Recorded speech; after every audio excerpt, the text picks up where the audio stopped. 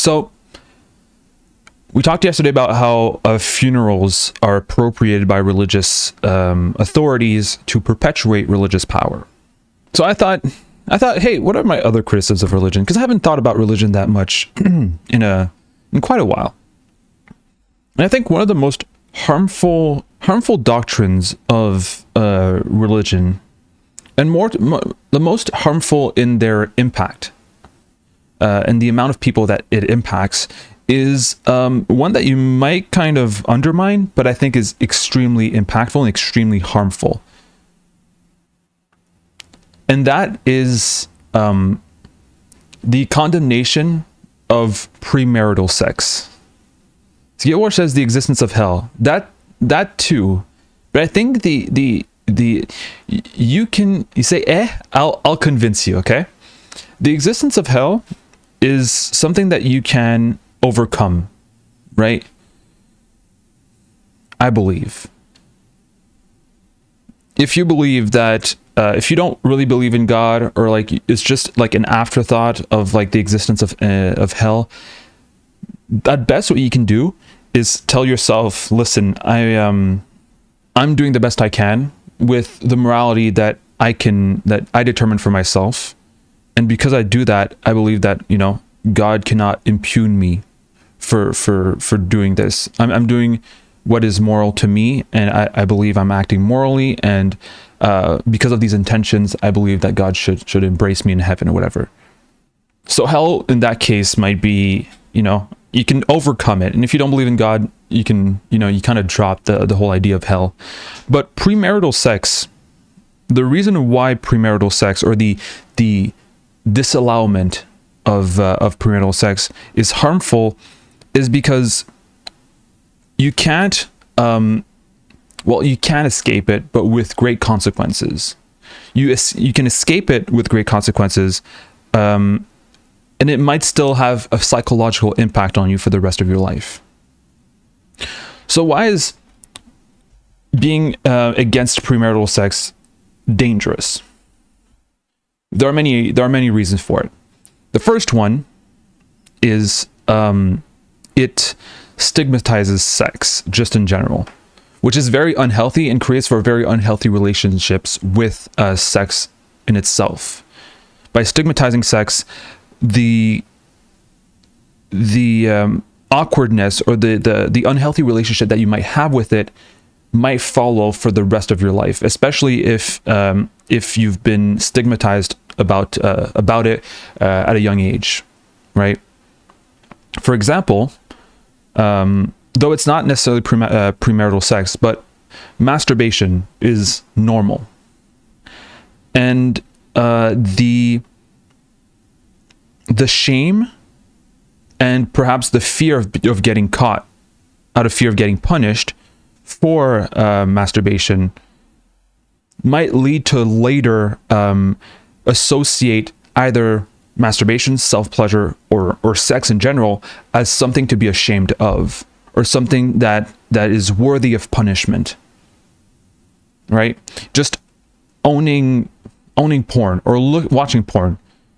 A lot of kids are afraid of getting caught, either out of shame or out of fear of getting punished. If you get punished for wanting, to explore your sexuality or explore your sexual desires, and when I say kid, you know what I mean, right? Like when you're a teenager, or like, when you're still under the guardianship of your parents. If you're punished for that, you will regard anything that is in relation to sex as taboo.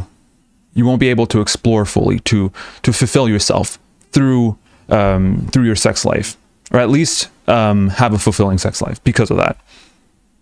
So that's the first reason. It's stigmatizing sex in general. Second, the reason why premarital sex is harmful, at least to me, is because by not being able to have sex before marriage, you kind of put to the side the whole idea of sexual compatibility, which I believe in wholeheartedly. For those who don't know, for those who might be Christians or have not really explored sexuality, if you have explored sexuality, you'll notice for some people that you might be compatible sexually with some people and you might not be with others. And it's normal. You may have a different sex drive. You may have different dynamics, different kinks and fetishes. And again, that's normal. That's healthy. It's also normal to want to be with someone who is sexually compatible with you, who you can get along with sexually without creating frustration. Imagine that you are really into sucking toes, okay? You're really into sucking toes. That's something that you're really into, and you can't imagine being sexually fulfilled without it. And even if you can imagine being sexually fulfilled without it, you really want it, right? Well, imagine marrying someone and the person's like, oh, maybe you're not having sex before marriage, but you might talk about it. You're like, yeah, I'm really into sucking toes. And then the girl's like, all right, well, maybe it's a bit sexual, so let's wait for marriage. And then you do it. And then the girl you're doing it with is too ticklish. And every time you try to suck on her toes, she kicks your face, right? Or she just doesn't like it. And she's like, yeah, I don't want this. Now that you've married, you are now stuck with someone who cannot fulfill your toe-sucking fantasies. You're going to live your whole life not being able to fulfill the number one sexual kink that you desire. Great example. Thank you, sandwiches. So what are you doing there then, right? That's an example of some kind of incompatibility. Not that it's impossible for you to have sex and be fulfilled, but if it's really important to you and that person cannot fulfill that part of sex that you want to be fulfilled, then that person might not be, the right person for you. And that can be for anything. That was a stupid example, but like, let's say you have a very, very high sex drive and your partner doesn't. Their sex drive is low. Both of these situations are fine. It's okay to have a high sex drive. It's okay to have a lower sex drive. But you'll have to understand that as a person with the higher sex drive, you might feel sometimes frustrated, or you might have to have different outlets to fulfill your sexual needs. And again, if you're religious enough to not have sex before marriage, then you can't really masturbate. Maybe you can and just pray to God after and ask for forgiveness. But the thing is, you'll never know the other person's sex drive. And you might have a hard time knowing yours if you haven't had sex before. And just getting married to someone without knowing that, without knowing if you're compatible or not, is very, very, very dangerous. It's extremely dangerous. You might bind yourself to someone for the rest of your life, and you don't even know if they can sexually satisfy you. It sounds weird to say they can sexually satisfy you, but if you can fulfill your sexual desires with them, perhaps that's a better way to put it. The third reason as to why premarital sex being disallowed in religion is harmful is because by repressing young people's sexuality, what you often create, and it's something that maybe we can do research on right now, what you often create is young people who really, really, really want to have sex, but can't because they can't before marriage. And they morally can't even touch themselves. So they're extremely horny. So you have people marrying at younger ages just to have sex. Now, do I need to tell you why marrying for the sole reason of having sex, not for the sole reason, but for one of the reasons why you're marrying is because you're so fucking horny? Do I need to explain to you why this is really harmful? It can even be toxic. I don't think I need to explain it. Imagine marrying because you're horny. Imagine you know, you don't have sex ever since you hit puberty, right? You're 18 and god damn it, you want to have sex, right? Let's say you have a penis. You know, your balls are this big. You want to get married, you want to have sex, you get married, and then you have the best sex of your life because you don't even care about the other person. You just want to nut. And once you do, imagine the post-nut clarity that you get from after the wedding that you did solely because you were horny. And it's backed up by statistics that this happens. It's backed up, all right? Let me show you. First, we're going to look at which states have the highest marriage rates. And the highest marriage rates is Nevada, Hawaii, Montana, Utah, Arkansas.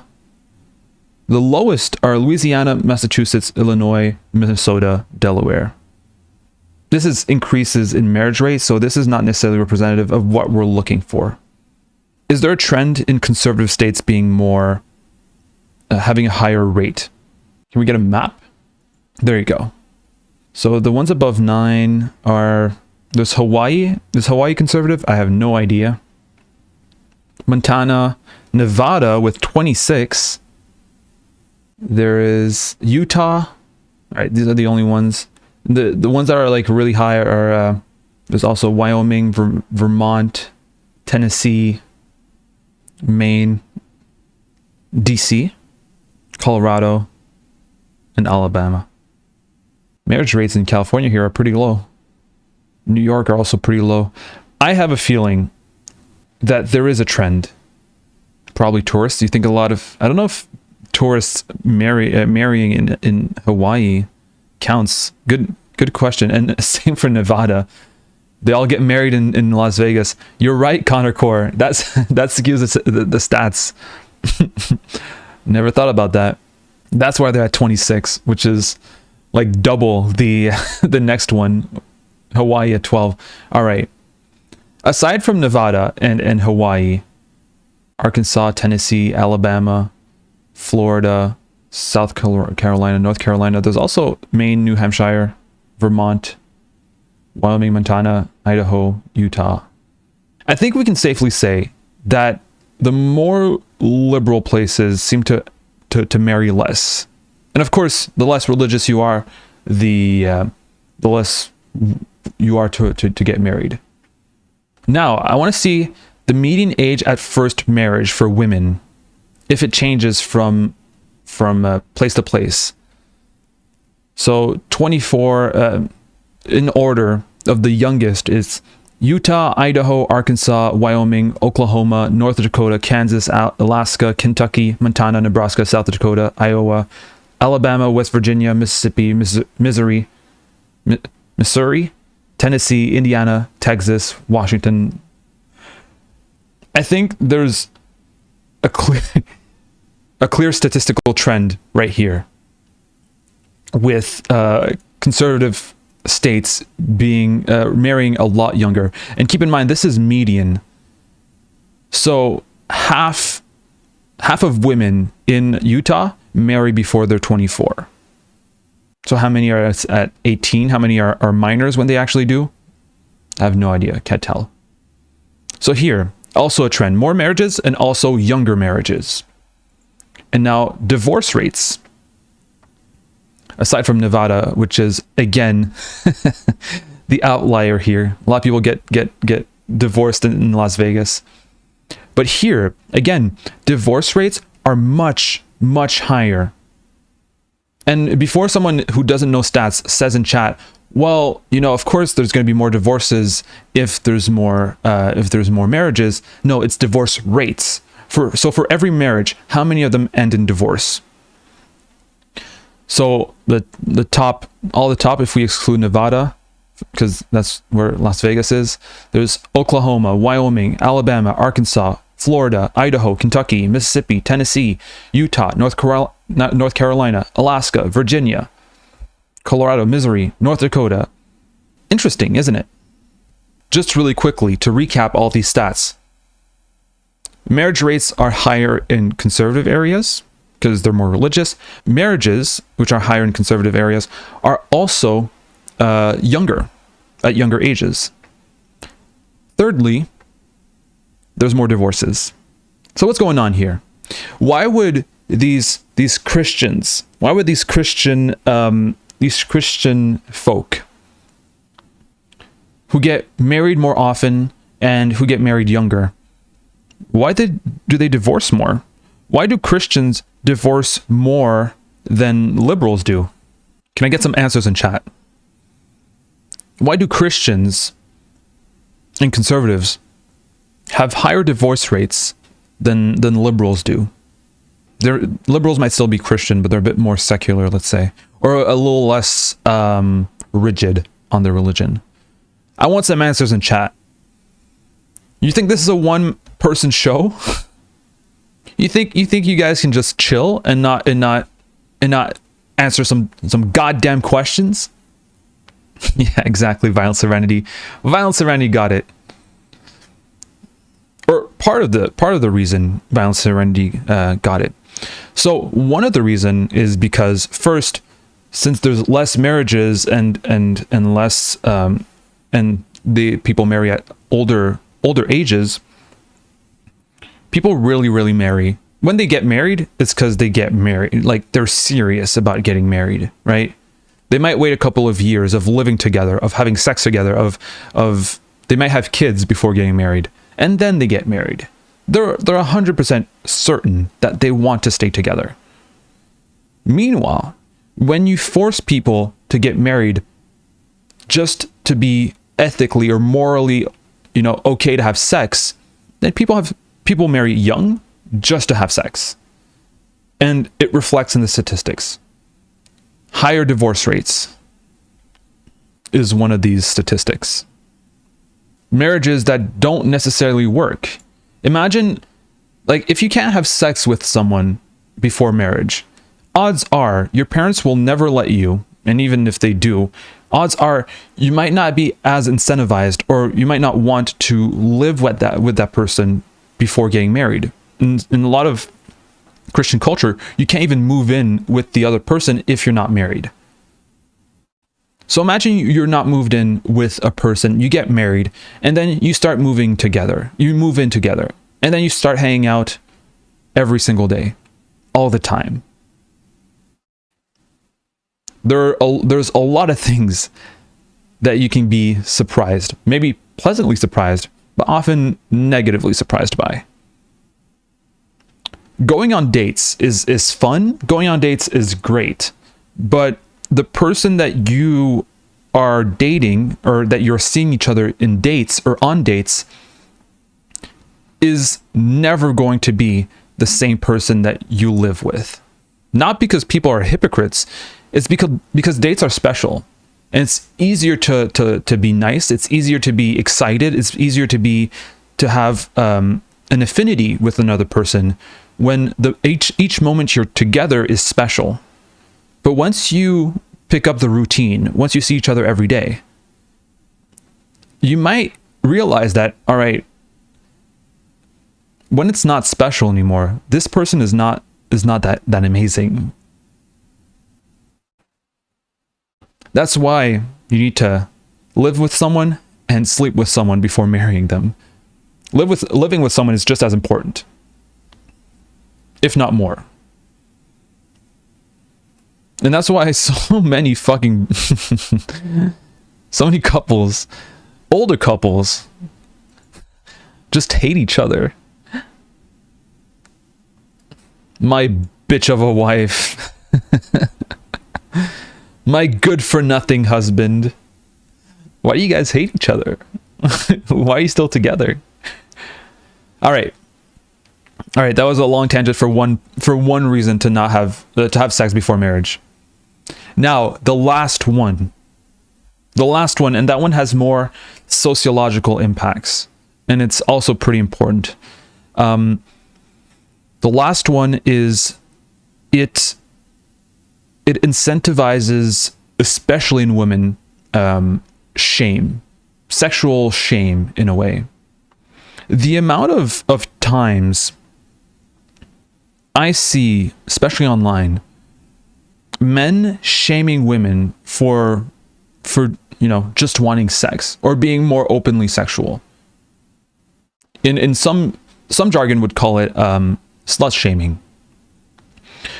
The whole idea, and it ties in with the first point, which is sexual stigma, but this one is more targeted to women, and it's the perpetuation of the idea that women need to be pure, and that not having sex before marriage is synonymous with purity, which is extremely harmful.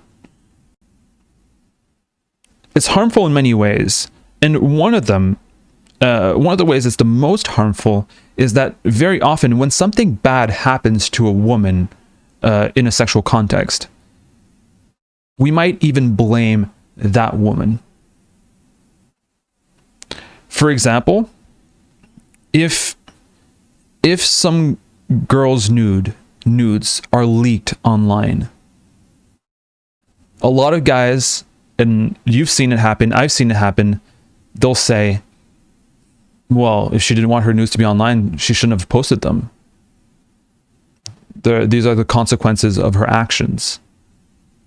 Why the fuck do you believe that there should be consequences to sending nudes? Why do you think it's normal that someone should suffer consequences for sharing their nudes? The problem is not sharing their nudes. It's sharing them without the person's consent, obviously. But the idea that it takes away their purity, which means it makes them immoral, kind of justifies the wrongdoings of that person, right? According to their logic. Not allowing sex before marriage has a misogynistic undertone to it, right? Because women need to be pure. Oh yeah, another reason, another way we want to punish women who are promiscuous, for example, and being against womanly promiscuity is completely tied to not wanting sex before marriage or disallowing sex before marriage. And one of the reasons we want to punish, or how we want to punish women promiscuity, and when I say we, I don't mean me or anarchists, I mean broader society, is by disallowing abortion. The amount of times a lot of people will want to say that, hey, like, you wanted to have sex, you want to have sex, then suffer the consequences of having children, of bearing children, even if you don't want to, because that's a consequence of having sex. As if sex had to come with consequences. As if sex couldn't just be, having fun. I've heard that here in Quebec, like a young dude, 16 years old. He's like, "Oh, why do you want to use contraception? You want to have sex without like the consequences or without the responsibilities of sex?" And it's like, yeah, don't you? You don't want to have sex for the pleasure of having sex? What's wrong with that? These motherfuckers are idiots. But in any case, this is how it's harmful. It's harmful in many, many, many different ways. And I'm happy that a lot of people are moving beyond it. And if you know someone who doesn't want to have sex before marriage, it's their choice. It's fine. And perhaps they don't contribute to any of these problems I've said before. But they have to take those into consideration for their own sake and for the sake of the common good as well, right? First, it stigmatizes sex. It makes sex very, very, it might make sex very shameful. It might make sex, we might have this association of sex with punishment, which some people like in chat, but I don't think it's a healthy way of seeing sex.